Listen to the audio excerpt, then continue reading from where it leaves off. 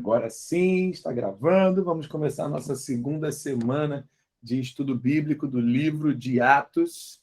Para quem vai ver a gravação, estamos todos os dias lendo um capítulo do livro de Atos e toda quinta-feira a gente se reúne para falar sobre eles. Não é um estudo complexo, é realmente uma roda, uma mesa redonda. A gente discute, debate sobre o que Deus revelou, o que chamou atenção, o que gerou dúvida, o que é loucura quando você lê. E a gente troca aqui, porque a palavra de Deus é poderosa e eficaz, mais afiada do que qualquer espada de dois gumes. Então, toda hora que ela é aberta, falada, declarada, em fé, ela tem poder. Amém? Então, Amém. Hoje eu quero deixar vocês começarem. Vamos orar? Eu vou orar e vocês vão começar. Geral me olhou. Vocês são demais.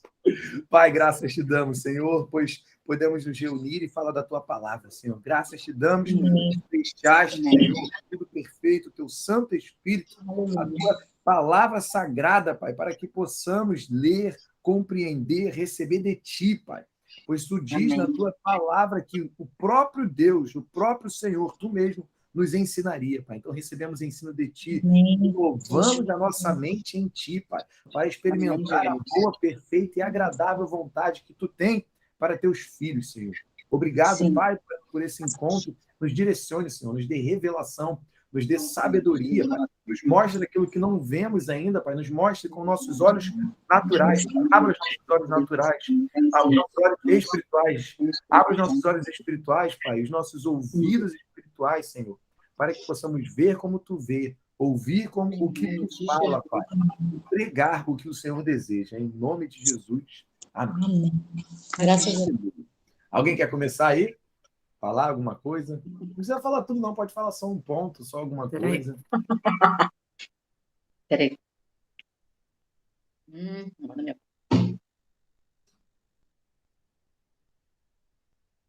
E ó, Mário virou ali, ó, 15 páginas de anotação, viu? Fez assim, ó, um rolo de anotação. A Mário vai começar? Mário, bora. Começa aí, Mário. Começa aí. Vai. Já foi, já era. Vai ter que começar. Vai, ô Carol. Não anotei não, pastor. Então, eu anotei muita Carol. Coisa. Eita, Glória. Vai lá, fala lá. O quê? Muita coisa. Muita coisa? Não, então, vamos lá. Capítulo Então você vai dar 8. pra gente. 8. Anota. Tem alguma coisa do capítulo 8? Eu? Tá perguntando para elas. Não, para você. Sim. Então show. Então vamos começar do capítulo 8. Semana passada a gente leu até o 7. A gente fechou com a morte de Estevão. E aí começa o capítulo 8. Diz aí, o que você anotou sobre o capítulo 8? A gente vai de capítulo em capítulo. Tá. No capítulo 8, quando... peraí. Tá, no versículo 4, quando está dizendo: enquanto isso, os que haviam sido dispersos pregavam a palavra por onde quer que fossem. Aí, indo Filipe, deixa eu ver aqui. Indo Filipe para uma cidade de Samaria. Mas tem uma outra parte... tá, não. No versículo 1 mesmo. Saulo estava aprovando o assassinato de Estevão. Aí diz: Saulo persegue a igreja, e daquele dia em diante estabeleceu-se grande perseguição contra a igreja em Jerusalém. Todos, exceto os apóstolos, foram dispersos pela região da Judéia e Samaria. Aí o que eu anotei foi o seguinte: quando eu estava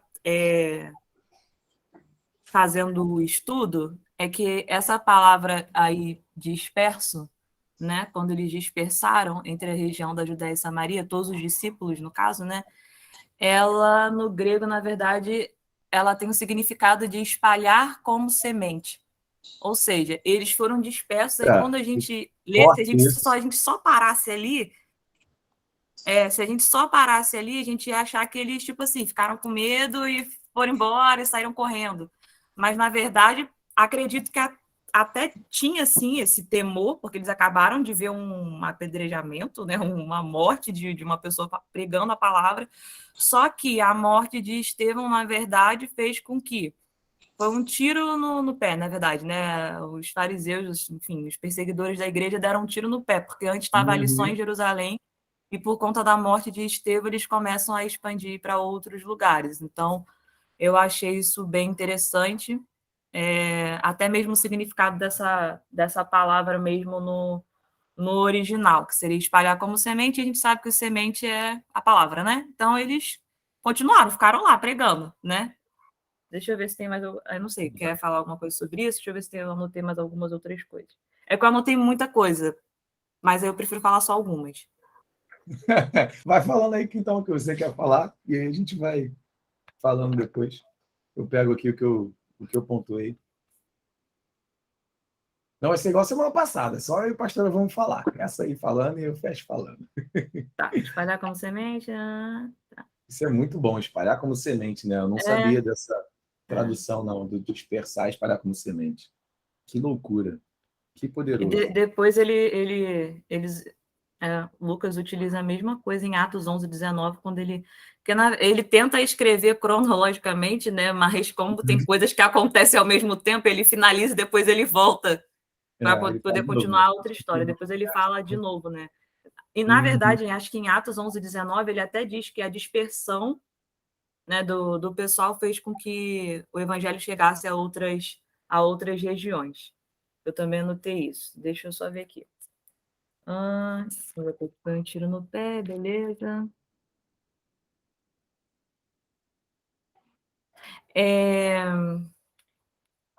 Eu anotei que do versículo 15 ao 17, deixa eu só ler Tem mais de uma versão, peraí.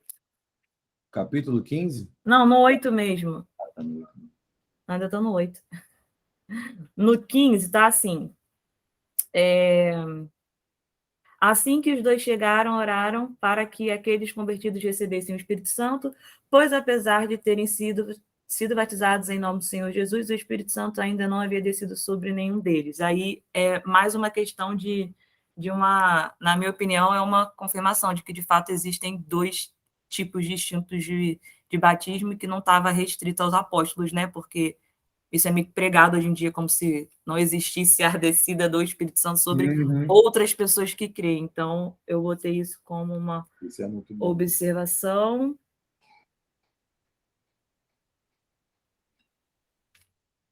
É bem interessante também coisas que eu achei interessantes, tá? Na verdade, que eu botei também. No versículo 39, acho que é um dos últimos, né? Quando estavam saindo, o Felipe, ele enfim, conduzido a pregar lá para o Etíope, né? Que também estava lendo lá uma passagem de Isaías. E também uma das coisas interessantes, cadê aqui? Que ele fala... Ele acredita e ele fala assim, eis aqui água no 36. O que me impede de ser batizada? Aí Felipe disse, tu podes se crer de todo o coração. E aí o eunuco responde, né? Creio que Jesus Cristo é o Filho de Deus. E aí Felipe vai lá e batiza ele. Então não tem meio que uma ordem para batizar, como algumas... Meu Deus... Como alguns lugares pregam, né? Então, ou seja, literalmente é isso, né? É crer água. De todo o coração. Tem um suor ali, batiza. Já pode batizar. E o interessante, né, é o 39, quando estavam saindo da água, o Espírito do Senhor, de repente, arrebatou Felipe. O eunuco não o viu, mas, contudo, plano de alegria seguiu o caminho. Daí o arrebatou. Filipe foi o único arrebatado de um lugar para o outro em toda a Bíblia. Simples. Um teletransporte. Foi um teletransporte. E essa palavra arrebatou também, ou as únicas outras vezes que ela foi usada no Novo Testamento, fala sobre Jesus, na verdade, ter sido arrebatado, e fala sobre o arrebatamento da igreja. Então, literalmente, Filipe, pelo menos, foi o único que foi noticiado, né? Não necessariamente significa o único que foi arrebatado. Mas esse teletransporte aí é bem... Ainda mais naquela época, né? Que não tinha avião. Né? Hoje o avião, ele ajuda bastante, né? Isso é muito louco, né? É muito. Esse é bem louco mesmo. Esse aí deixa eu perguntar aqui. Você falou que é o único que foi arrebatado. O Elias foi o quê? Aconteceu o que com o Elias? Mas é que ele foi, né? Foi. Não, Elias é diferente? Na verdade, aqui diz que ele foi arrebatado para um outro lugar, né? Para um outro lugar. Tá, para outro lugar. Elias não. Como teletransporte. Elias foi para a glória, né? Isso. Pode ser diferente, tá. E aí a outra vez que fala sobre o arrebatamento é sobre a subida também da igreja para a glória, não para um outro lugar. Ele, na verdade, foi teletransportado. Foi Né? teletransportado, mas é que a palavra que utiliza é a mesma. É a mesma, é Eu o até rapaço. foi Isso teletransportado legal mesmo. Isso é maneiro. Isso é interessante, né? Porque é isso que vai acontecer, né? O arrebatamento não é a morte para e você nascer na glória, é você ser transportado para um lugar, né? Então ele foi aqui, ele foi arrebatado, ele foi transportado de um lugar para o outro, num piscar de olhos, num passe de mágica, pum, foi transportado. E o apóstolo Paulo diz isso em 1 Coríntios 15. Num piscar de olhos, você vai ser transformado, vai daqui para lá, o corpo, né? Então, é muito doido isso. O que mais? Fala aí, minha irmã, o que mais que você achou Não, do relevante aí? 8 eu anotei isso. Eu não sei se Quer elas falar querem dos falar, outros? tem alguma dúvida, querem falar Alguém quer alguma falar coisa aí sobre sobre o o 8. 8? Não, show de bola. Cara, do versículo 8, o início dele é muito forte. E logo no início do 8, Lucas, né, que escreveu esse livro, faz questão de ressaltar Saulo. Saulo estava ali vendo a morte de Estevão, e aí, cadê? Onde diz mais de Saulo? E aí diz também no versículo 3, Saulo, por sua vez, devastava a igreja. Olha que loucura, né? Ele faz questão de citar duas coisas muito fortes sobre Saulo, que depois vai vir a ser o apóstolo Paulo. Saulo consentia com a morte de Estevão, e Saulo, por sua vez, devastava a igreja. Ele não perseguia a igreja, ele não chateava a igreja, ele devastava. Era uma devastação, indo de casa em casa, arrastando homens e mulheres, e os lançava na prisão. Isso é muito forte. Aí depois a gente vê, no capítulo 9, a conversão de Saulo. Um capítulo para o outro, né? Eu não parei para pesquisar quanto tempo foi isso, né? Será quanto tempo que demorou para acontecer isso? Mas lendo assim, não parece que foi tanto tempo, né? Porque ele começou a devastar a igreja. Por que ele começou a devastar a igreja? Estevão morreu. E aí eles viram que dava certo perseguir. Não, foi legal, a galera curtiu a perseguição e eles começaram a fugir. Vamos começar a perseguir eles aí. Então ele foi, vamos perseguir, vou pedir carta para perseguir em todos os lugares. Porque perseguiu, começou a crescer em todos os lugares, né, a semente. E aí ele foi com essa carta, e nessa carta, que é para ir para Damasco, que ele caiu ali, né? Então, Saulo me chama muita atenção nesse primeiro início do capítulo, e também me chama muita atenção que eles foram dispersos, né? E aí, Carol trouxe essa palavra maravilhosa, que é espalhados como semente. E aí diz, né?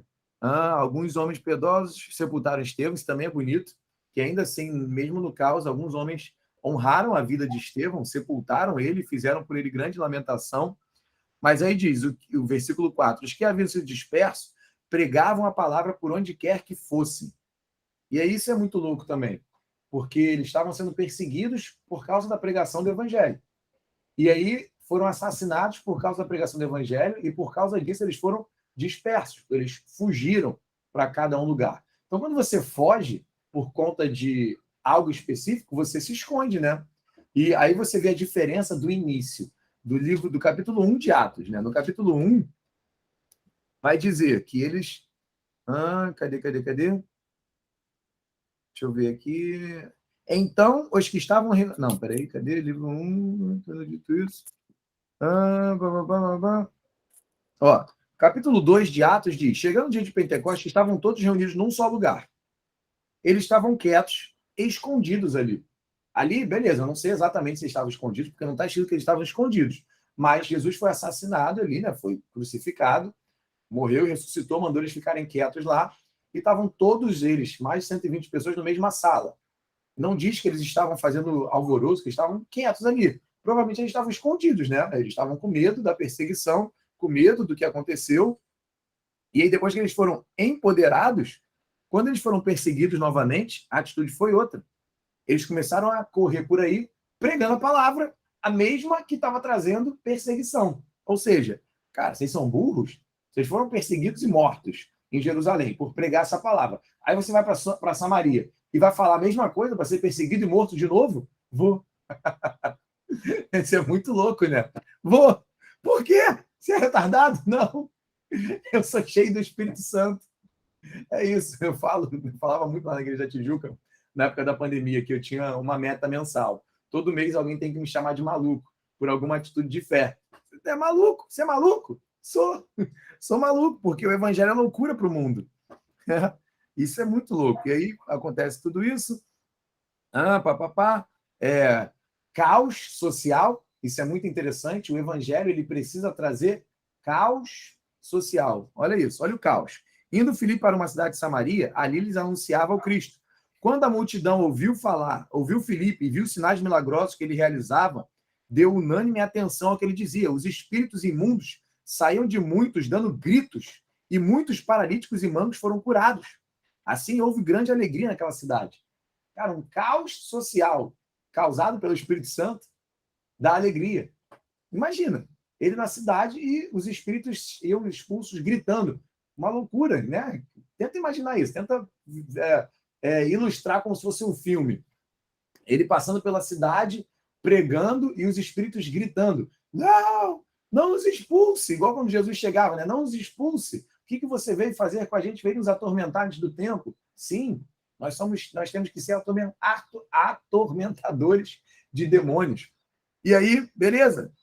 Espírito gritando, sendo expulso, paralítico sendo curado, manco sendo curado. Isso é um caos. Isso não é uma coisa normal. Não é uma coisa simples, não é uma coisa... Cara, que legal, vamos ali ver o que tá... Não, isso é caótico. Caraca, o cara tá andando. Quem tá entrando aí? Caraca, o cara tá andando. Caraca! E aí, esse caos espiritual, né, trouxe grande alegria. Grande alegria. E tem que haver uma convulsão aonde o evangelho chega. Ué, entrou, amor? Botou as crianças para dormir aí? Tem que haver uma convulsão. Né? Uma convulsão é uma convulsão. Né? A pessoa que está tendo uma convulsão. Tem que ocorrer uma convulsão. O evangelho ele não pode se assemelhar ao local que ele chega. Ele não pode chegar e... que legal, né? Vamos ser iguais. Então, aqui todo mundo vai para a balada? Então tá. Não tem nada demais, vamos para a balada. Então, aqui todo mundo faz magia? Então tá, vamos fazer magia. Então, aqui todo mundo se prostitui? Então, vamos se prostituir. Não, o evangelho tem que causar uma convulsão aonde ele chega. Ele chegou na cidade, houve uma convulsão na cidade. Bum! Loucura. A transformação. E aí é legal que tem o Simão o Mago nessa cidade, né? E a gente vê coisas interessantes aqui. Simão o Mago, ele também foi batizado. Ó. No entanto, quando Filipe lhes pregou as boas novas do reino de Deus e o nome de Jesus Cristo, creram nele e foram batizados, tanto homens como mulheres. O próprio Simão também creu e foi batizado. Olha que interessante, né? O próprio Simão também creu e foi batizado. Não diz só que ele se batizou porque ele viu todo mundo fazendo, diz que ele creu. Então, ele acreditou na salvação no nome de Jesus a ponto de se batizar. E aí vem a importância da renovação da alma. Que a alma é a nossa mente e nossas emoções, nosso intelecto. O espírito foi recriado, mas a alma não foi renovada. E o que acontece com a alma não renovada? Caos. Vendo Simão que o espírito era dado e com a imposição das mãos dos apóstolos, ofereceu-lhes dinheiro e disse: dei-me também este poder, para que a pessoa sobre quem eu puser as mãos receba o Espírito Santo. Olha que loucura. Ele não queria ser batizado no Espírito Santo para ser uma testemunha verdadeira de Cristo e pregar o evangelho. Ele viu ali uma oportunidade de lucro, porque ele já fazia isso, ele já enganava as pessoas com ilusionismo, como se ele fosse um mágico e ganhava dinheiro. Então ele falou, caraca, esses caras estão fazendo magia de verdade, eu também quero esse negócio aí, eu vou ganhar dinheiro pra caraca. Se de mentira eu ganho dinheiro, imagina de verdade. O que Pedro responde? Pereça com você o seu dinheiro. Você pensa que pode comprar o dom de Deus com dinheiro? Você não tem parte nem direito algum neste ministério, porque o seu coração não é reto diante de Deus. Arrependa-se dessa maldade e ore ao Senhor. Talvez ele lhe perdoe tal pensamento do coração, pois vejo que você está cheio de amargura e preso pelo pecado. E aí, esse cara foi para o céu. Ele creu e foi batizado. Aqui não diz que ele se arrependeu. Pelo contrário. Simão, porém, respondeu: orem vocês ao Senhor por mim, para que não aconteça nada do que vocês disseram. E não fala mais nele.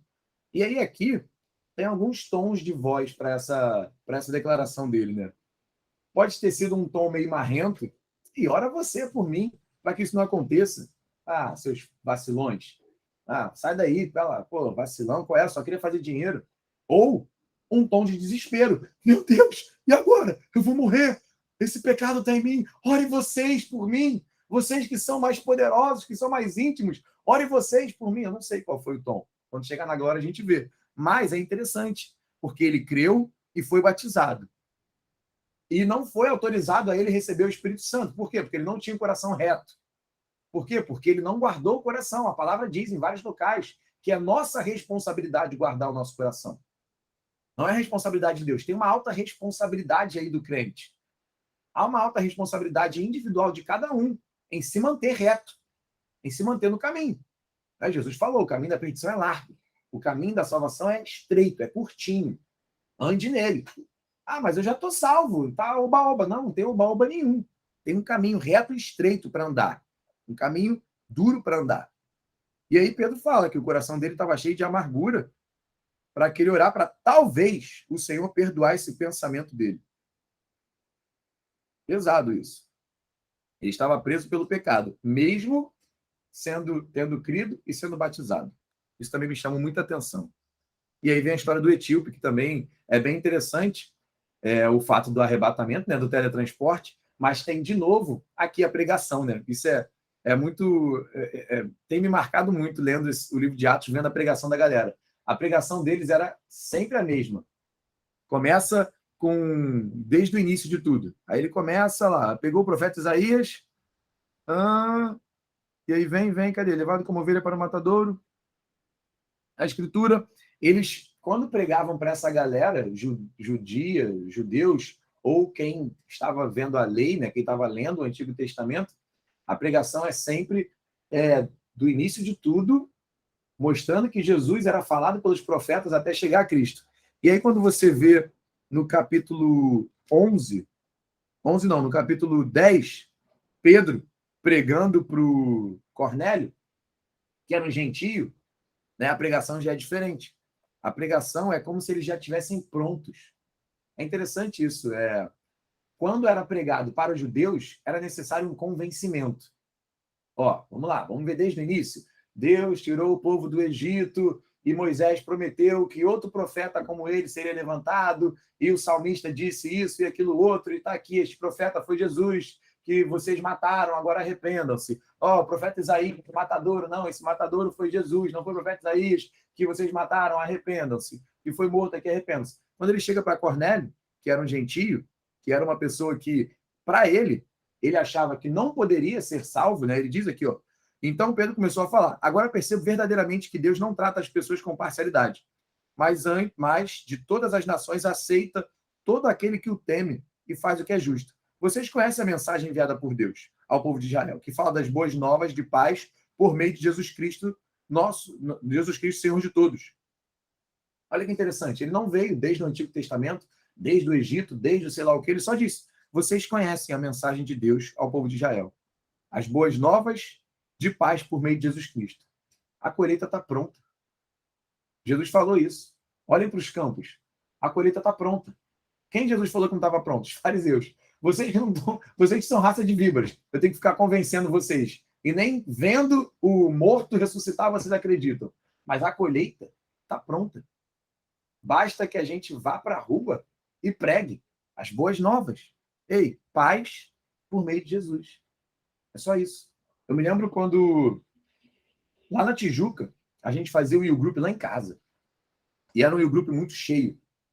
E uma pessoa que se converteu lá no YouGroup, na semana seguinte, trouxe mais 2 pessoas. E uma pessoa que foi, convidou uma outra pessoa. E aí eu lembro que o Espírito Santo me deu essa palavra. Eu lembro que eu mandei uma mensagem no grupo da igreja, falei, gente, vocês precisam pregar o evangelho na rua. A colheita está pronta. E olha que loucura, a colheita traz a colheita. Caraca, a colheita está tão pronta que a própria colheita estava trazendo a colheita. A pessoa que nem tinha sido convertida ainda estava trazendo convidado para se converter e todo mundo se converteu lá no grupo naquele dia. Foi uma loucura. Pessoas que a gente nunca tinha ouvido falar nada. Só ouviu isso. Ei, paz por meio de Jesus. E é simples. É simples. É só pregar paz por meio de Jesus. Mas Fala, Carol, o que mais que você anotou aí? Capítulo 8, capítulo 9, a conversão de Saulo. Tá. Sobre a conversão de Saulo. Rapidinho, alguém anotou, Mari? Quer falar alguma coisa? Lauriane quer falar Não, alguma eu coisa? só vi aqui rapidinho, eu quero tirar uma dúvida, no 10 mesmo, Fala. é que Pedro ele teve uma visão, eu não consegui entender essa visão que ele, quer ver? Posso ler aqui? Deixa eu E ver aqui. aí? Então, é o 10, 11. Então viu o céu aberto e descendo um objeto como se fosse um grande lençol, o qual era baixado à terra pelas quatro pontas, contendo toda sorte de quadrúpedes, répteis da terra e aves do céu. E ouviu-se uma voz que se dirigia a ele: Levanta-te, Pedro, mata e come. Mas Pedro replicou: De modo nenhum, Senhor, porque jamais comi coisa alguma comum e imunda. Segunda vez, aí repete, né? A voz lhe falou: Ao que Deus purificou, não consideres comum. Eu não entendi isso. Ao que Deus purificou, não considera impuro.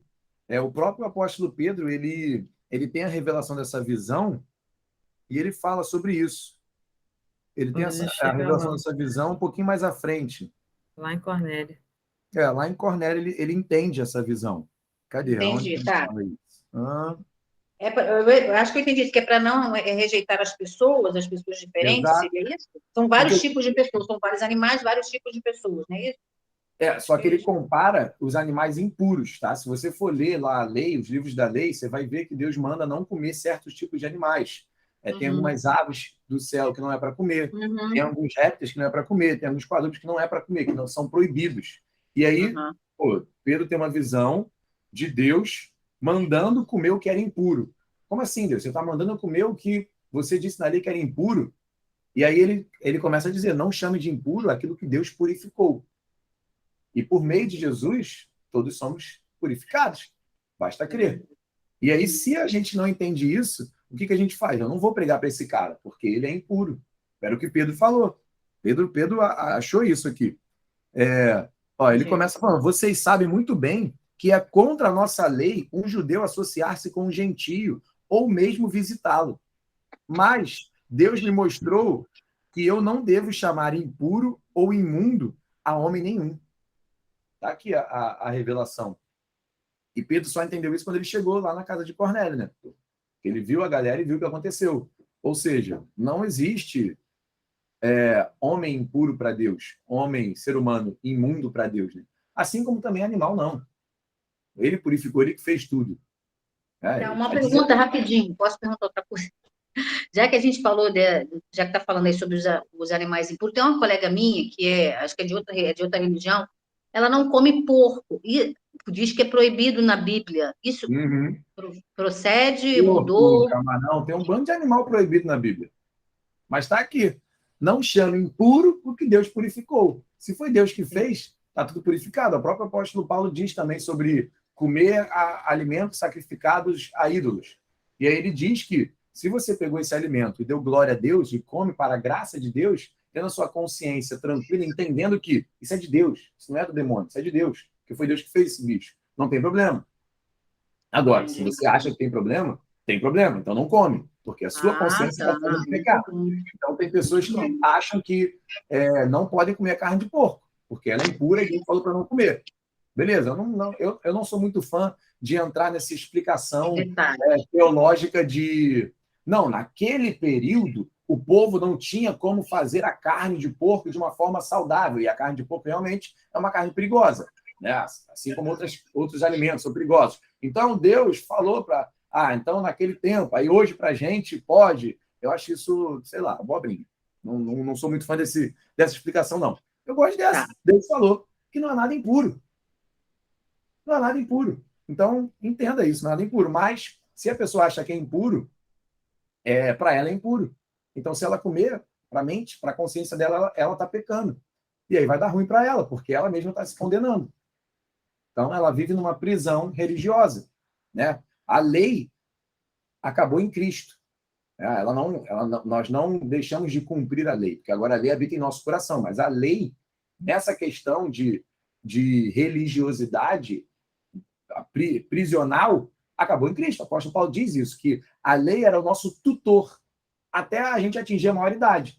Uma pessoa que tem um tutor, ela é, entre aspas, presa a esse tutor. Ela não é livre. Ela só pode fazer o que esse tutor deixa. O tutor que faz por ela. Quando Cristo veio, o nosso tutor foi embora, que era a lei. Nós somos livres em Cristo para tudo que Deus fez. E o apóstolo Paulo vai dizer, tudo é permitido, mas nem tudo te convém. Tudo é liberado, mas nada deve te dominar.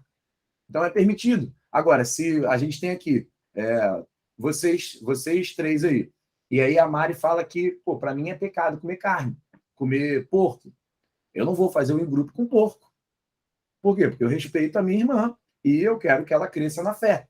Então, mas se ela não quiser, se ela não chegar a esse ponto de essa liberdade em Cristo de poder comer qualquer bicho, eu não vou comer porco na frente dela. O apóstolo Paulo diz isso na carta aos Romanos. Né? Mas está explicado aqui. Não chame de impuro ou de imundo aquilo que Deus purificou, e nem homem nenhum.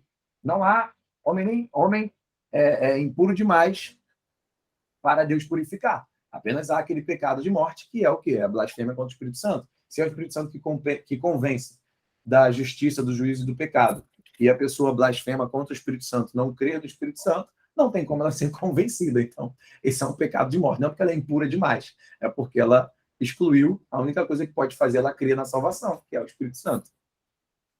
Mais alguma dúvida sobre isso aí? Não, obrigada, esclareceu. Amém. Tem alguma coisa aí, Mário? Anotada para falar? Não? Quer falar, Carol? Mais alguma coisa? Já que está falando do 10, e é um assunto isolado entre os outros capítulos, obviamente eu anotei a parte que é importante, que é quando Pedro entende, né, que ele até fala aqui no versículo 36.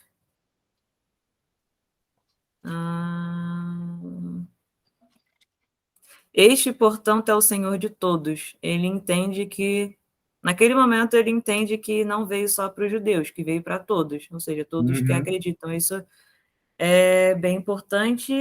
E uma outra coisa que eu também tinha até anotado no 8, e esqueci de falar, mas é que eu anotei de novo, é que apesar de, às vezes, em algumas versões, não falarem a palavra batismo no Espírito Santo, né, fala que desce, há uma evidência clara de que as pessoas foram batizadas no Espírito Santo, porque eles dizem que as pessoas viam e ficavam admiradas. Até mesmo no 8, o Simeão, né, sei lá, queria comprar esse poder porque ele conseguiu ver com os olhos dele o que o poder poderia fazer. Então, não é simplesmente o fato do Espírito habitar dentro de nós sem que haja alguma manifestação. Exato. É mais uma confirmação. Eu acredito que todos aqui acreditam, né? Então, não tem essa questão, mas é uma das convicções. E que, obviamente, né, eu acho que não tem uma ordem de batismo,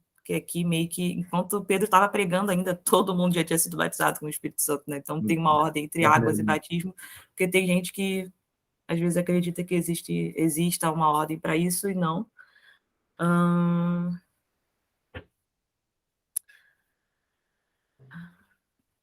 Tá, é mais ou menos isso. Isso é Já que o resto interessante você já que falou. você falou, sabia? Porque o que eu acho que acontece com a gente, tá? Nos dias de hoje? Eu acho que a gente inventa doutrinas pela nossa falta de fé, para justificar a falta de fé.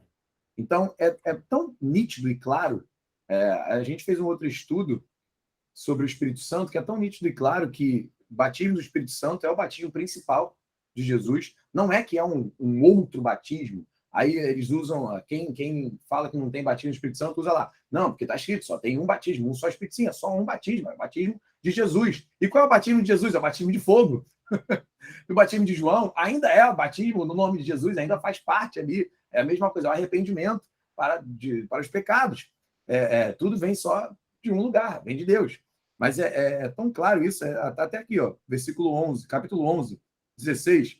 Então me lembrei do que o Senhor tinha dito. João batizou com água, mas vocês serão batizados com o Espírito Santo. E aí é interessante isso, né? E aí a gente cria doutrinas pela nossa falta de fé.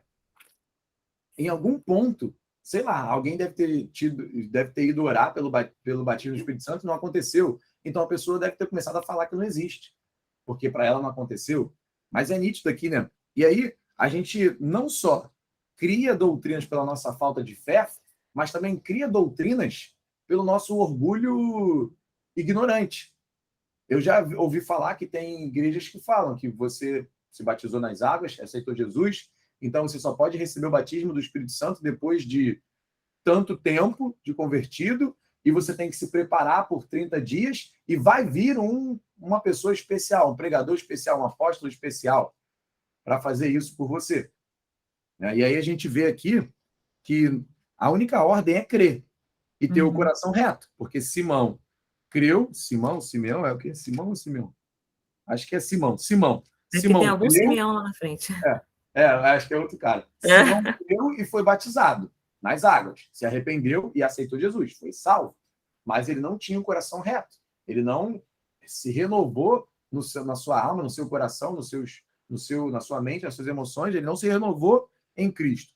Então, não foi permitido a ele se batizar no Espírito Santo, porque ele não tinha fé. O batismo no Espírito Santo não é por dinheiro, é por fé. Você não paga, é pela fé. Pai, me dá.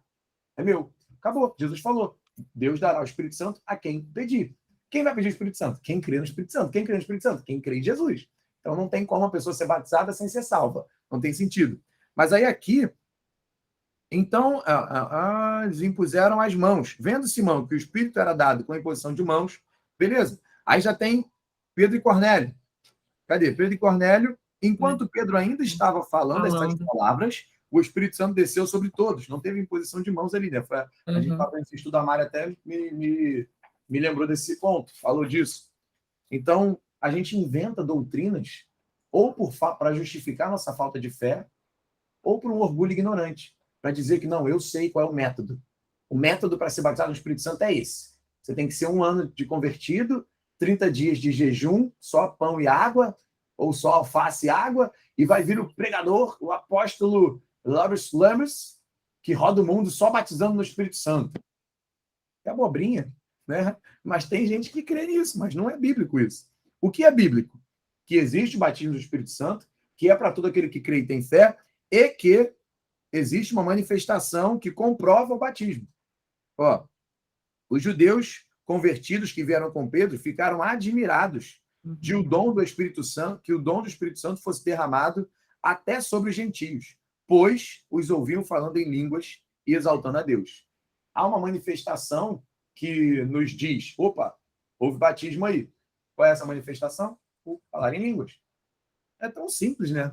Sei lá, quando eu leio a Bíblia, para mim, a lógica espiritual é essa loucura espiritual aqui.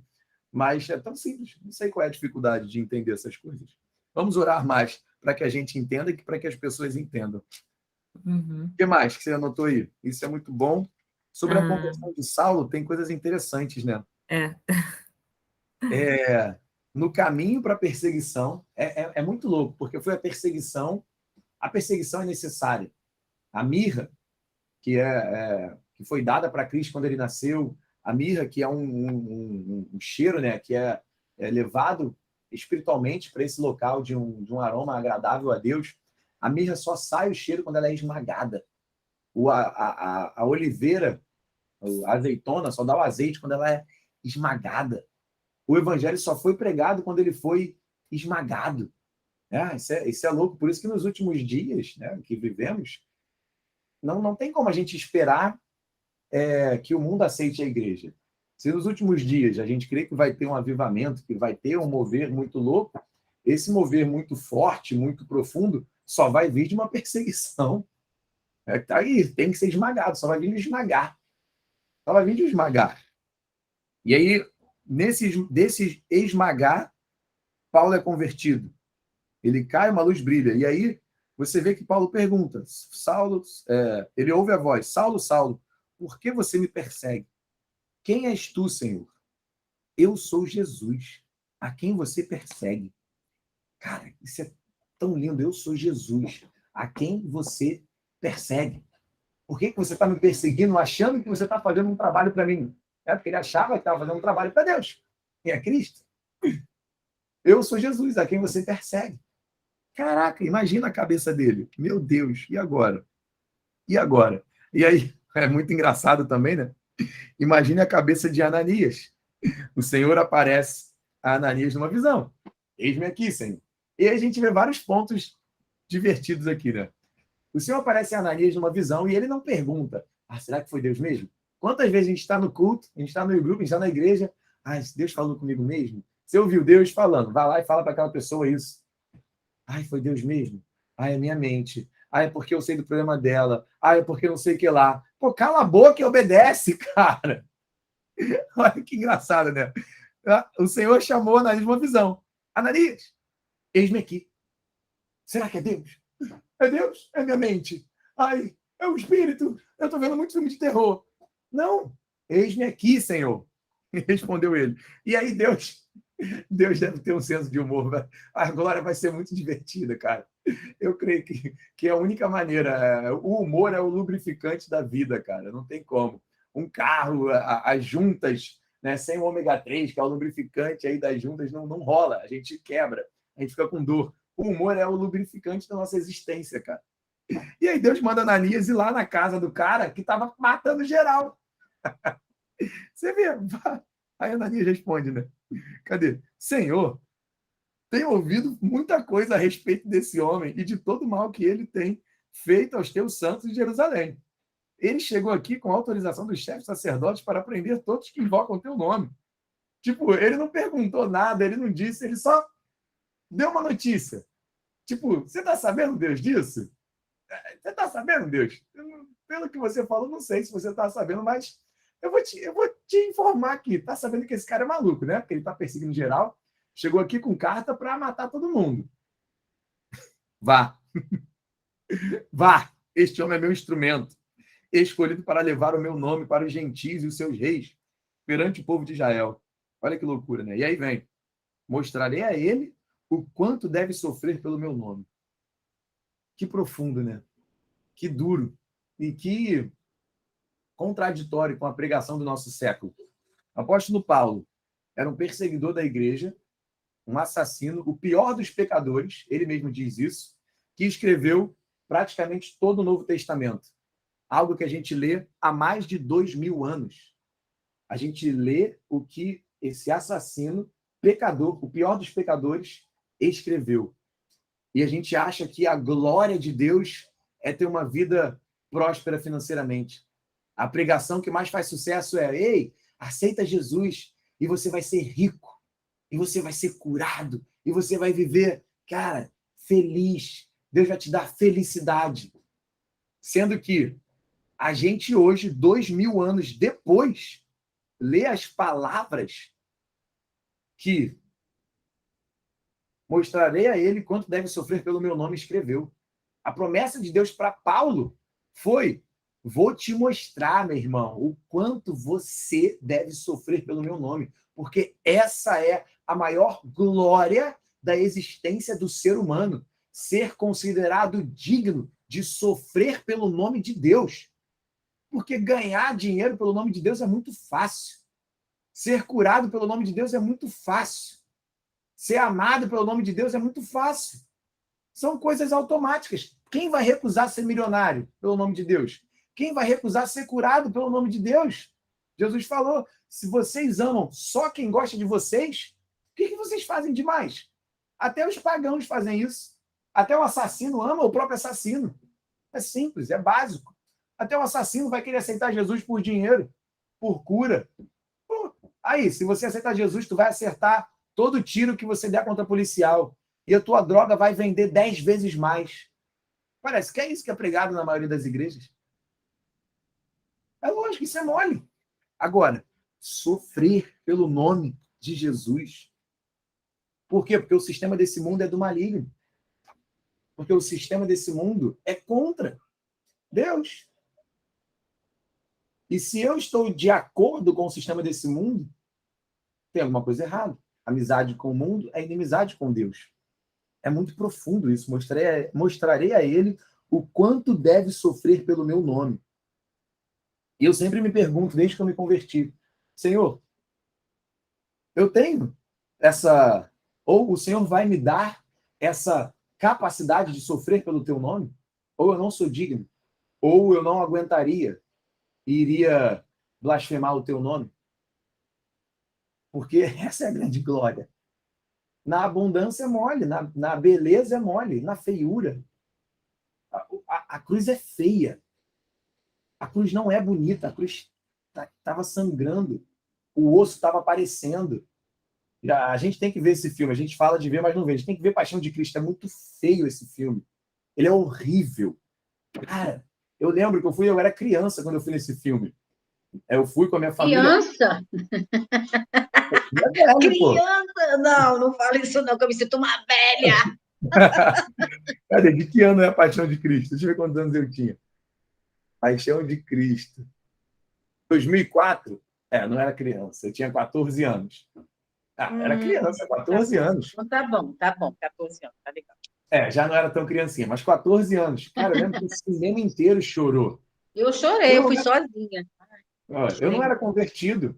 Eu não chorei pela salvação. Eu chorei pelo ocorrido ali. Sofrimento, né? O sofrimento dele, a dor. Eu causei aquilo, né? Nós. E aí, beleza, eu entendo, né? Ele sofreu isso por mim, show, é triste, mas o sofrimento foi muito grande, foi muito feio. Né? E diz que naquele filme não foi tudo. Os estudos dizem, né, que, de acordo com os registros das torturas, ainda foi pior do que aquilo. E naquele filme mostra a costela dele estava para fora, né? Foi dilacerada. E o próprio ator quase morreu fazendo aquele filme. Tomou raio, é uma loucura a história desse filme. Cara, é feio. É feio. Não é essa lindeza que a gente prega. Não é essa... Eu estava falando mais cedo com a Carol que hoje de manhã eu estava fazendo uma live de venda. A minha live de venda, que eu estava ensinando as pessoas vendendo um curso para elas venderem curso, vender um curso para elas ganharem dinheiro, é isso, é lindo.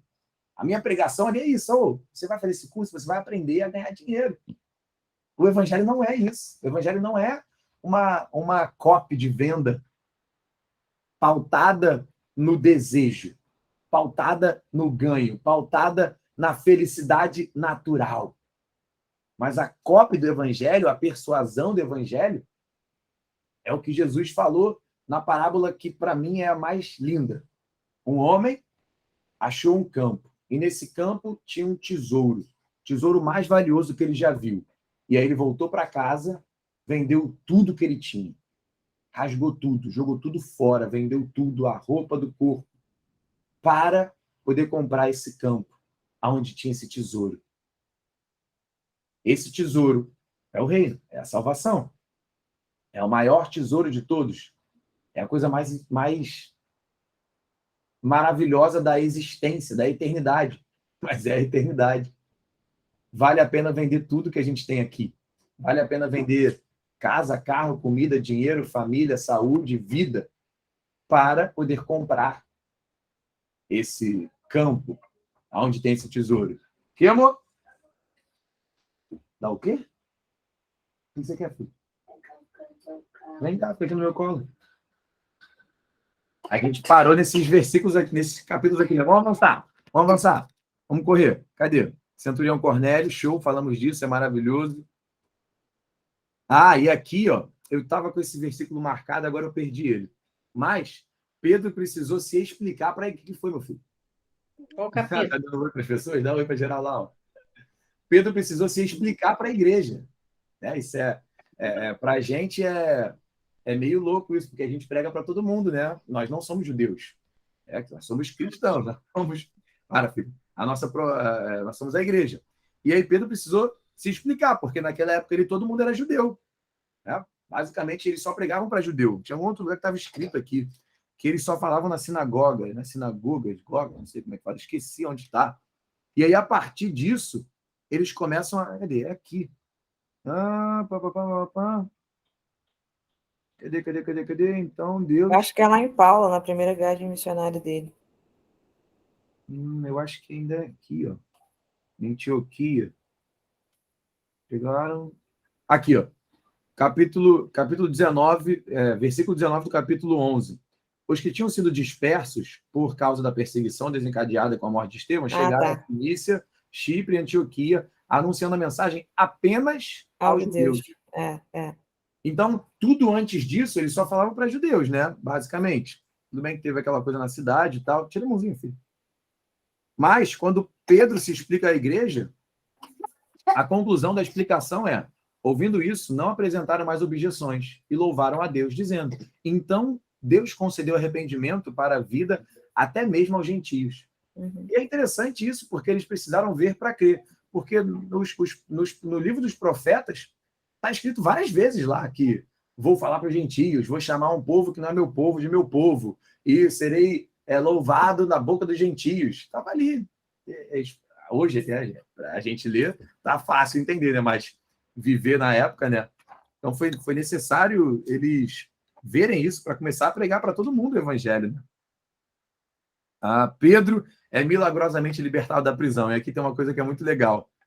Aqui, Pedro foi preso, aí um anjo aparece e liberta ele da prisão de maneira milagrosa, né? Porque ninguém vê ele saindo, as portas continuam trancadas, ninguém acorda.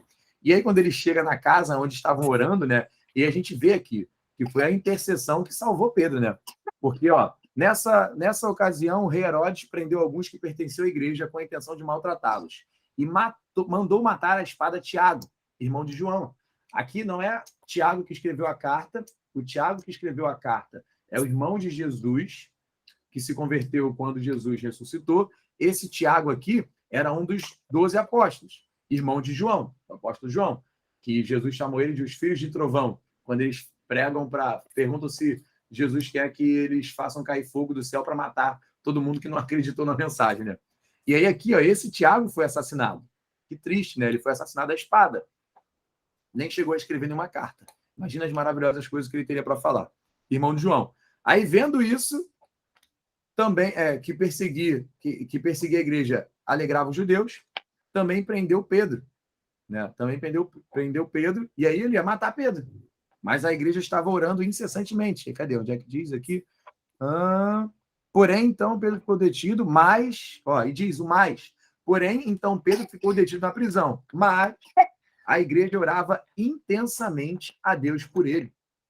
Então, a intercessão é vital. Intercederam por ele, um anjo foi lá, e aí o que é mais engraçado para mim, versículo 15. Quando Pedro está na porta batendo, e a pessoa é uma mulher, quem é? Qual é o nome dela? Tem o nome dela aqui? Rod, a serva chamada Rod. Não, se fosse Dorcas. Não, esquece, desculpa, troquei. Pode ser em outra versão, sei lá, que ele é escrito Rod. Chamada Rod veio atender. Que esses nomes é tudo um bando de significado, aí tu lê em outra versão, é outro nome, em inglês é outro nome completamente diferente, mas Rod veio atender. Ao reconhecer a voz de Pedro, tomada de alegria, ela correu de volta, sem abrir a porta. É muito engraçado, né? Ela ficou tão alegre e ela não abriu a porta para Pedro. Caraca, se ele tivesse sendo perseguido, ele ia ser pego, né? Sorte que ele saiu sem ninguém ver. Não abriu a porta, caraca. Ué, vai me deixar aqui fora? Aí ela volta. Gente, meu Deus, Pedro está na porta. Aí outra coisa louca. Você está fora de si. Insistindo ela em afirmar que era Pedro, eles disseram: deve ser o anjo de Pedro. Que doideira isso, né? Deve ser o anjo de Pedro. Que parada é essa, cara? Deve ser o anjo de Pedro. Caraca, cara. E aí? O que é isso? Muito louco. Aí abriram e era Pedro, né? São coisas que são muito doidas. Alguém marcou alguma coisa aí sobre esse versículo? E aí tem a coisa mais louca ainda, a morte de Herodes. Que aí tem aquele corinho, né? Vai ser comido por vermes. Vai ser comido por vermes. Visto que Herodes não glorificou a Deus, imediatamente um anjo do Senhor o feriu e ele morreu comido por vermes. Mas por quê? Porque ele não glorificou a Deus, filho. Está escrito aqui. Loucura, né? Quem mais teve uma coisa assim também? O rei Nabucodonosor. Olhou para todo o seu reino e começou a se gloriar. Olha o que eu fiz com o meu... E aí, quando ele ainda está dizendo, bum, ele vira um bicho, né? Não sei se ele vira um bicho ou se ele simplesmente é feito como um bicho, que ele ficou pastando. A Bíblia diz que ele ficou pastando. Aí sai os desenhos malucos, aquele desenho A Última Onda do Imperador, que o imperador virou um bicho, né? É baseado nisso. Aí ele virou, não sei se ele virou um bicho, né? Mas diz que ele começou a pastar. Não deu glória, porque glória é um atributo que só compete a Deus. Os homens queriam glória, né? Os guerreiros antigos que aí é escrita a mitologia sobre eles buscavam glória para si. E a gente vê uma disruptura em toda a literatura criada na humanidade. Antes de Cristo, a literatura criada na humanidade era o homem querendo glória. Não, eu quero glória para o meu nome, eu quero eternizar o meu nome através de batalhas e vitórias incontáveis, de batalhas loucas, de matar minotauro, de matar bicho com 7 cabeças, glória do homem. E aí, depois que Cristo entra e muda toda a humanidade, filho, a gente vê a literatura toda moldada sobre a jornada do herói. É alguém que poderia ter glória, mas que ele se esvazia da sua glória em prol dos outros, né? Já é o contrário de Aquiles, por exemplo, que queria só glória para si, de Hércules, glória só para si, né? Os famosos homens da mitologia do passado. E aí, por que isso? Porque a palavra glória, ela explica que é um atributo que só compete a Deus. Não pode ser por homens. Não, o homem não pode ter glória. É impossível ele ter glória, porque é um atributo de Deus. Um atributo de Deus. É só para Deus. Então, esses exemplos de quando é tentado tomar a glória de Deus, essas coisas bizarras acontecem. Um virou bicho, quer dizer, não sei se ele virou bicho, né? Um começou a pastar e o outro foi comido por vermes. Que loucura. São as coisas muito doidas. Foi comido, morreu, comido por vermes. Os bichinhos comeram ele, filho. Ele morreu comido por vermes. Mas por quê? Porque ele não deu glória para Deus. Fala aí, o que mais?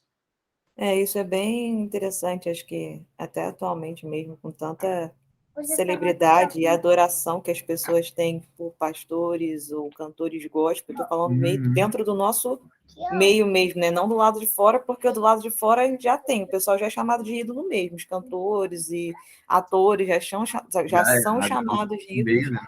E no caso de Herodes, ele era um judeu, né? E a Bíblia, o Velho Testamento inteiro, Deus fala o quanto ele abomina a idolatria.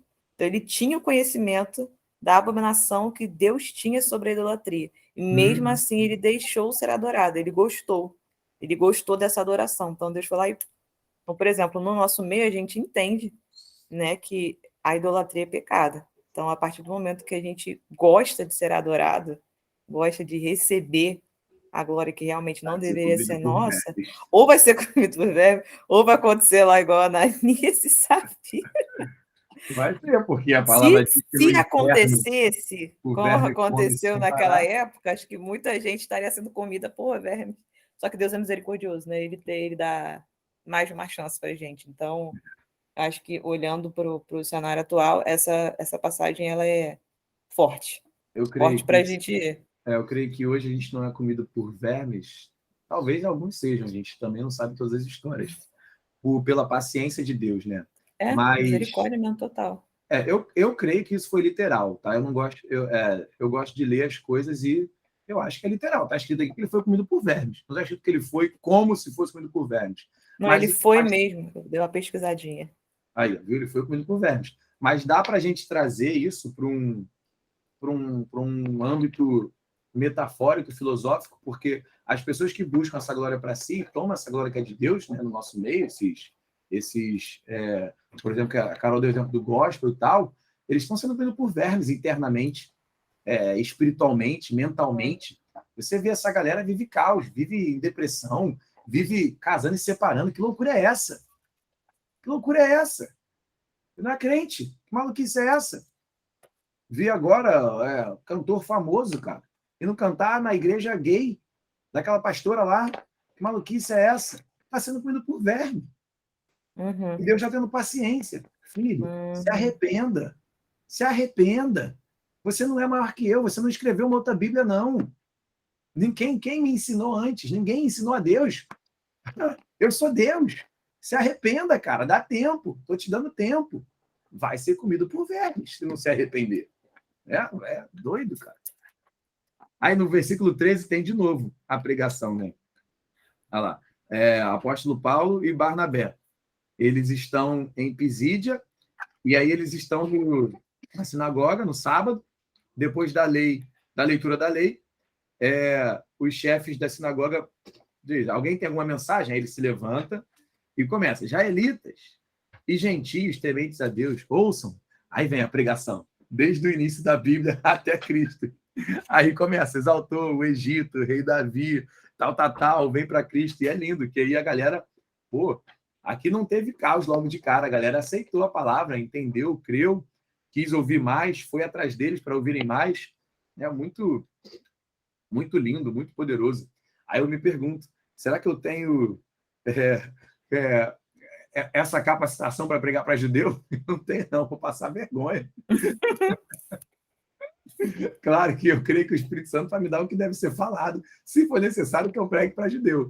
Mas se eu for ali, ó, assim, lendo aqui, vou passar vergonha, né? Os caras estão estudados. Por que eles são estudados? Por que eles vão, vão nessa profundidade? Isso é a palavra de Deus, cara. Isso não é um livro. Isso não é um livrinho legal, filosófico, de 100 anos, bonito. Isso é a palavra de Deus. A Bíblia diz que Deus escreveu os 10 mandamentos com a mão dele na pedra e passou para o povo. Caraca! E a gente perde mais tempo vendo série no Netflix. Os caras, desde os 12 anos, 18 anos, sei lá, de idade, eles começam a comer isso, a decorar isso, saber de cor toda a lei, toda a palavra, todos os salmos. E a gente aqui vendo série, que é divertido, que é legal. Isso é a palavra de Deus. Tem uma coisa que é muito vergonhosa. O meu primo, ele tá morando em Dubai, né? E aí ele fala, sexta-feira lá, esqueci qual é o nome, gente. É aquilo de fechar tudo, acho que é o Sabá. Shabá. E aí todo mundo sai correndo. Aí meu primo fala, mano, ele sai correndo para fechar a loja igual um maluco, sai correndo porque não pode perder o horário, sai correndo para mesquita, sai correndo para os lugares lá. E aí ele falou que estava conversando do Shabá dos árabes, né? Que é outro nome. Que também é o Shabá, mas é outro nome, né?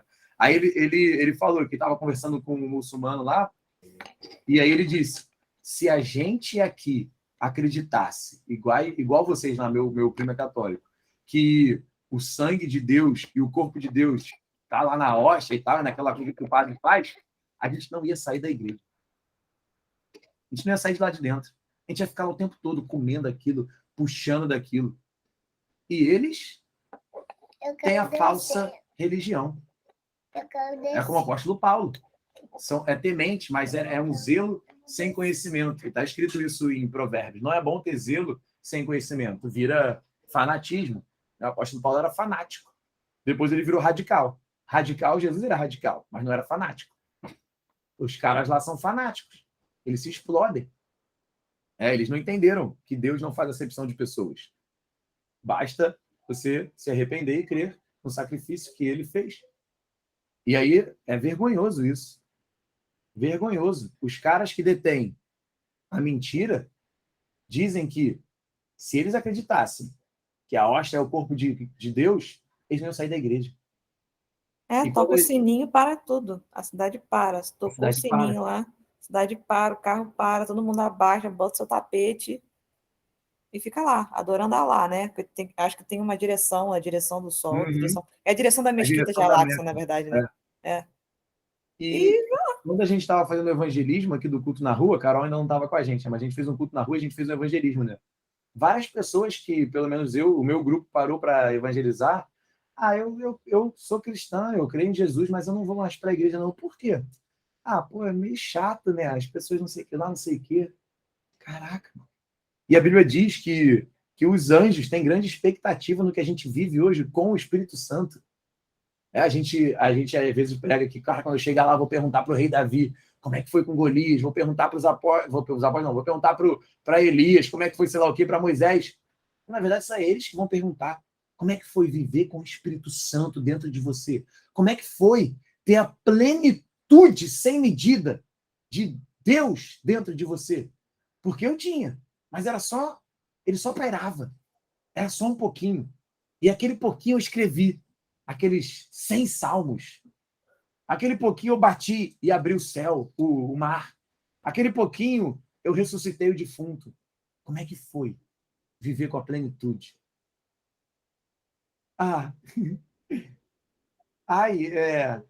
Não sei.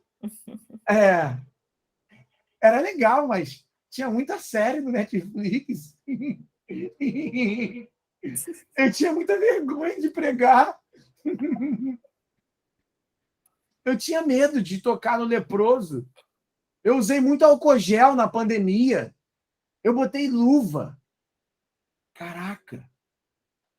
Eu tô falando isso agora, eu tô pregando para mim mesmo. Eu tô ficando nervoso. Meu Deus. O que eu vou falar quando eles me perguntarem? Que eu fiquei com vergonha de orar no velório e o morto não levantar? Que eu fiquei com vergonha de falar com a pessoa desconhecida e não ser de Deus e ser da minha cabeça? Que pesado. Vamos voltar para o lubrificante, para o humor. Cadê? Capítulo 14, é o último. Alguém anotou mais alguma coisa aí? Eu anotei alguma coisa legal aqui. Algumas palavras, né? Corajosamente. Ela aparece em diversos lugares, cara. Cadê? 13:46. Então Paulo e Barnabé lhes responderam corajosamente. Capítulo 14, 3. Paulo e Barnabé passaram bastante tempo ali falando corajosamente. E corajosamente do Senhor, que confirmava a mensagem da sua graça, realizando sinais e maravilhas pelas mãos deles. Tem uma ordem nas coisas. Primeiro, nós, empoderados pelo Espírito Santo, temos que corajosamente ir. E o Senhor vai confirmar. Paulo e Barnabé passaram bastante tempo ali falando corajosamente do Senhor, que confirmava a mensagem. Não dá para a gente esperar a mensagem ser confirmada se ela não foi pregada corajosamente. Ela vai ser confirmada quando ela for pregada corajosamente.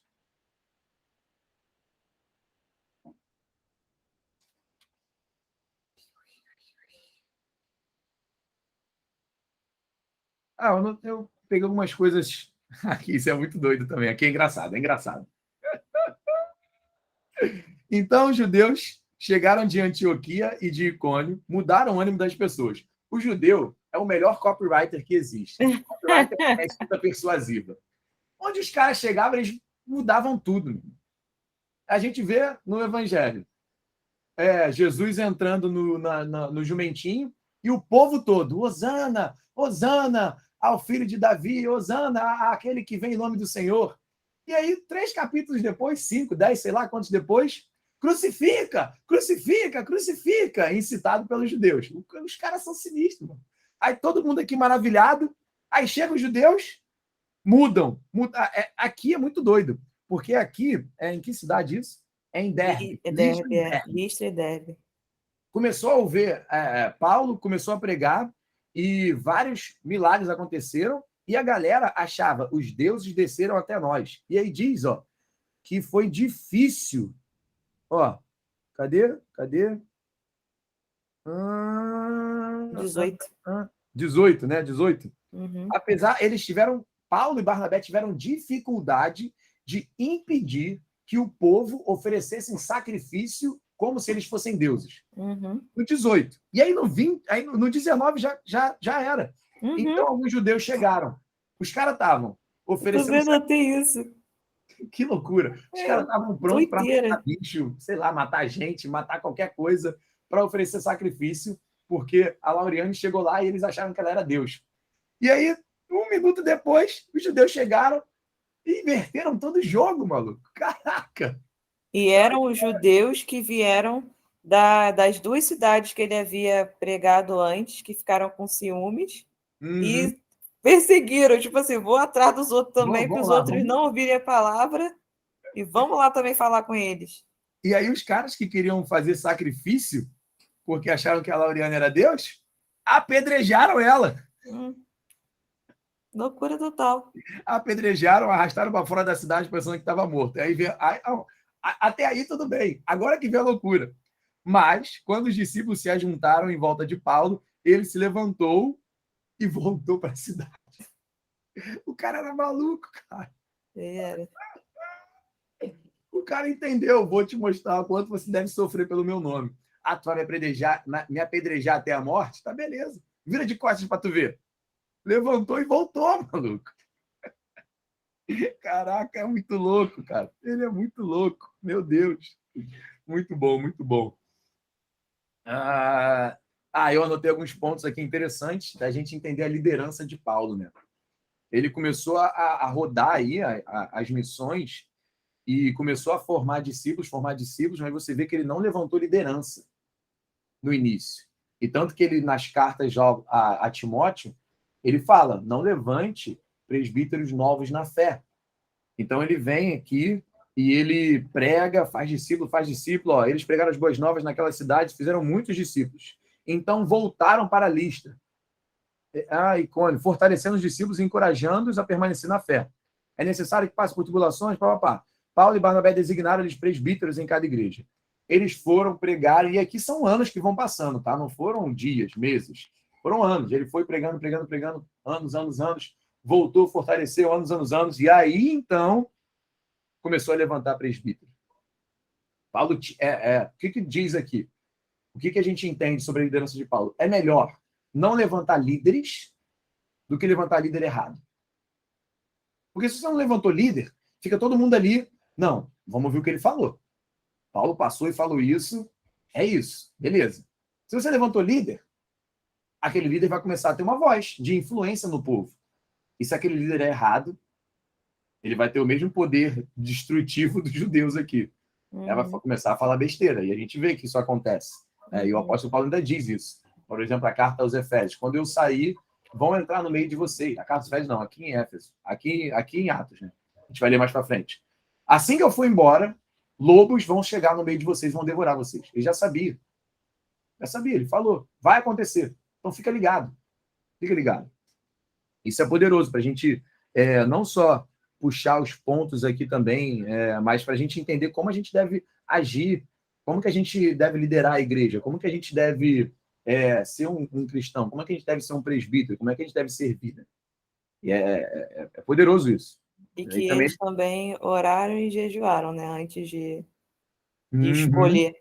Tendo orado e jejuado, eles o encomendaram ao Senhor, em quem haviam confiado. Isso é muito forte. Tinha um irmão lá na igreja da Tijuca. Eu não frequentei nenhuma outra igreja, né? Eu me converti na United e eu sou United até hoje. Então eu não vivenciei outras igrejas. Mas tinha um irmão lá na igreja que ele tinha chegado há pouco tempo. E ele veio de outra igreja e ele era saxofonista. E eu nunca vi ele tocando, mas ele devia ser bom. E ele queria tocar, Deus chamou ele para tocar saxofone. Show de bola. Mas lá na igreja, a gente não... É claro que a gente busca também, se preocupa com o talento das pessoas, né, em fazer as coisas bem feitas, e quer ajudar elas a exaltar aquilo que Deus colocou no coração delas, para que ela sirva da melhor maneira possível a Deus, com o que Deus deu para ela. Mas a gente tem uma preocupação muito maior nessa questão espiritual. Onde está o seu coração? Vamos orar, vamos jejuar, vamos entender. Então ninguém é levantado rápido. Cara, tu canta pra caraca, vai pro louvor. Não. Deixa eu ver como é que tá a tua vida, deixa eu conhecer mais, deixa eu ver como é que é a sua disciplina espiritual, como é que você tá, como é que tá tudo aí no seu dia a dia. E aí, ele não foi rápido pro louvor. Aí aconteceu alguma coisa e tal, Deus direcionou ele se mudou, não lembro muito bem, mas ele foi para outra igreja. Eu mandei uma mensagem para ele, como é que você tá, cara? Não tinha tempo, pastor, estou na outra igreja e tal. Que bom, irmão. Bom você tá na igreja, como é que tá por aí? Tá ótimo, cara. Cheguei, tô no louvor, tô tocando saxofone, cara, que Deus me chamou. Aí eu fiquei pensando, falei, caraca, não tem nem um mês que o cara tá na outra igreja. Já tá no louvor. Uma coisa tá errada aí. Porque eu não dei carta de recomendação.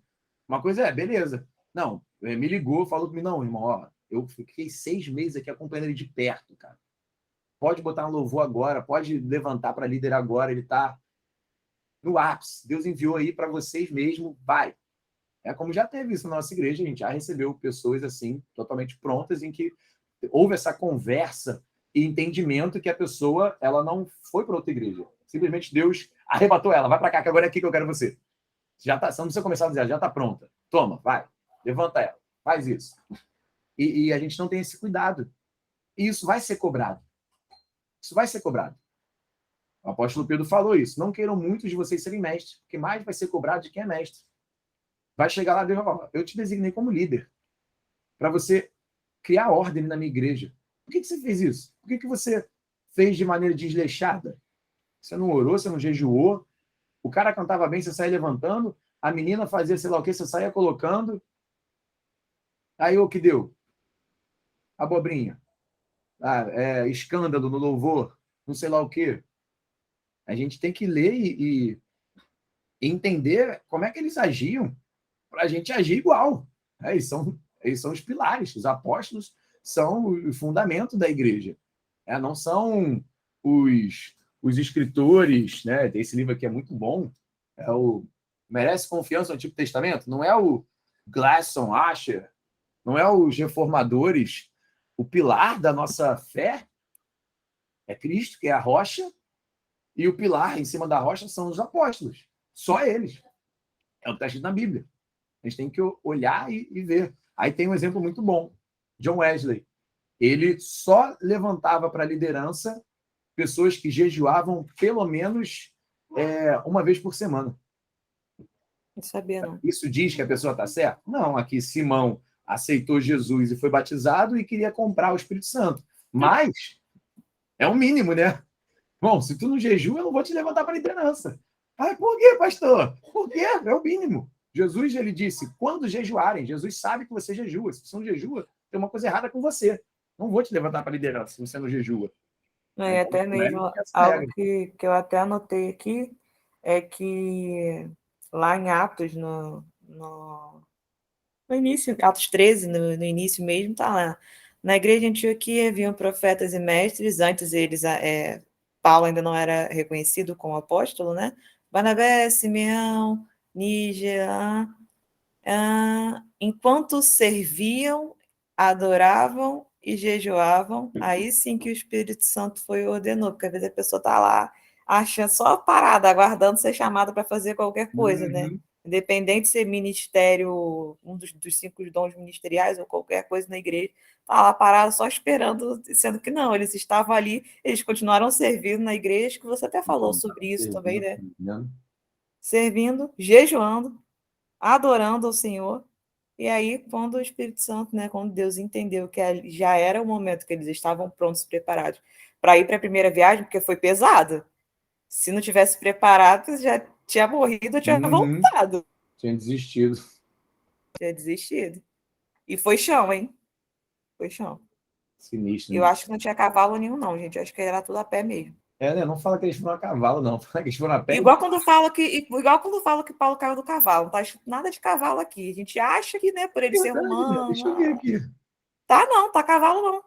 Mas diz que ele caiu da carruagem, não diz? Cadê?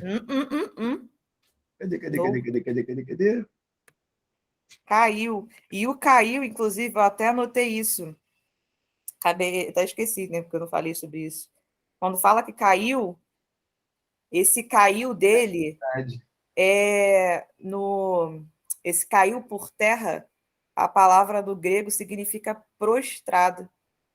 Então é igual no Velho Testamento, né? Quando a gente vê várias pessoas quando veem a presença de Deus a ponto delas, elas sabem que elas não podem olhar, daí cai prostrado, pum, no chão.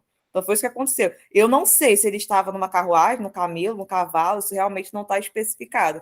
E até essa luz também, com esse trequinho aí do grego, essa luz diz que é uma luz de... Deixa eu anotar aqui o que significa essa luz. Espera aí, porque eu nem ia falar isso agora. Espera aí. Eu anotei o significado da luz, gente. Eu tenho que achar aqui. Eu não disse que ele estava em lugar nenhum. Em sua viagem, uma quando se aproximou de Damasco, de repente brilhou ao seu redor uma luz vinda do céu. Ele caiu por terra e ouviu uma voz que lhe dizia: Saulo, Saulo, por que você me persegue? E outra coisa também interessante que eu anotei, deixa eu achar o significado da luz. Aqui, essa luz, ela significa assim, manifestação da vida autoexistente de Deus, ou iluminação divina para revelar e transmitir a vida por meio de Cristo. Então, realmente, eu acho que ele entendeu que era algo divino, e aí por isso que ele caiu prostrado. Entendeu? Eu acho, né? Isso não está bem claro, mas pela palavra do grego, eu acredito que tenha sido isso. E aí, tanto que ele pergunta, né? Só porque quem é Senhor? Ele já sabe quem é Senhor. E aí ele fala que é Jesus. E eu não sei por qual motivo, razão ou circunstância, em algumas versões, não tem uma parte que Paulo fala, mas no grego tem, que é no versículo 5, tá escrito, quem é Senhor? E aí, né, ele diz, eu sou Jesus a quem persegue. Ele já continua o 6 falando, contudo, levanta-te, mas não tem. No grego mesmo, Paulo ainda pergunta, eu anotei, peraí. Esse é o 9. Na NVI não tem, não. Não tem quase nenhuma. Eu olhei nas outras versões. Deixa eu ver a outra aqui. Ele pergunta assim... tá. Eu sou Jesus a quem tu persegues. Aí tem uma expressão, né? Eu fui procurar o que significava essa expressão. Que é assim, acho que tem uma versão só que tem, que é aquela ACF, ele fala assim, eu sou Jesus a quem tu persegues. Sim. É difícil para ti recalcitrar contra os aguilhões. Que aí significa como se fosse, tipo, você vai mesmo continuar... Indo contra a verdade. Indo contra mesmo, realmente é verdade? E aí, na Saulo responde, Senhor, o que você quer que eu faça? Aí sim que Jesus continua. Levanta-te e entra na cidade, pois lá alguém te revelará o que você deve realizar. Cara, isso é muito bom. Eu não lembrava nisso, porque tem um tempão que eu não leio a King James. A King James está assim. Eu só leio na King James. Por causa disso. É para ti chutar contra os aguilhões.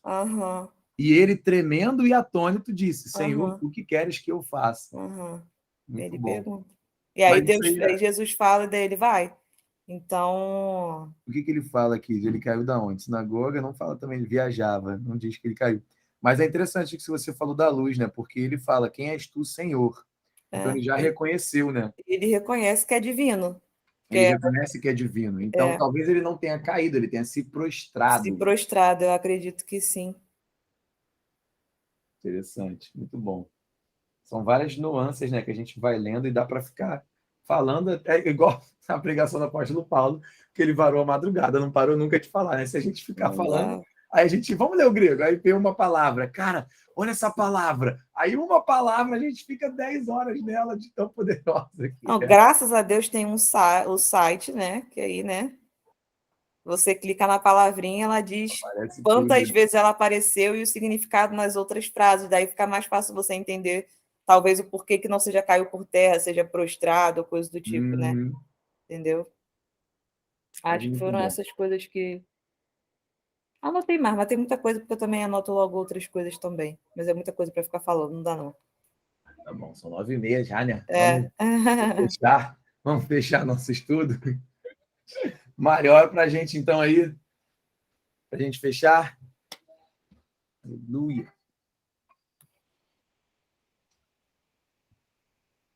Ascensão aí, então. Pai, queremos agradecer ao Senhor por esse privilégio, meu Pai, de estarmos juntos, desfrutando da Tua palavra. Meu Deus, cavando, Senhor, coisas preciosas, Senhor, para que nós possamos crescer contigo. Pai, obrigado, Senhor, porque essa noite, meu Deus, foi de muito aprendizado. Deus, nós declaramos sobre a vida de cada um a bênção do Senhor. Agradecemos em nome do Senhor Jesus. Amém. Graças a Deus. Glória a Deus, família. Deus, quem lembrar e puder, agora pelo Valério também, estamos passando pelo processo de cura aí. Qualquer coisa, estamos por aqui, uma mensagem amanhã no grupo, no culto. Lembrando, vamos fechar. Fiquem com Deus e até logo, família. Tchau, até amanhã.